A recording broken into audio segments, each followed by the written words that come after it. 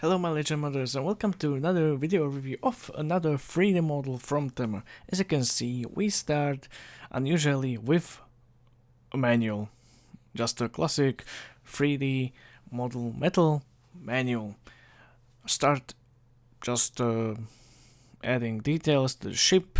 As you can see, it is like a lot of flat parts, small parts, of course air jets. Here you can see parts itself. The main deck, some propellers or fans, some small details, sides, and I think that's it. It's just carved details into the small thin metal sheet.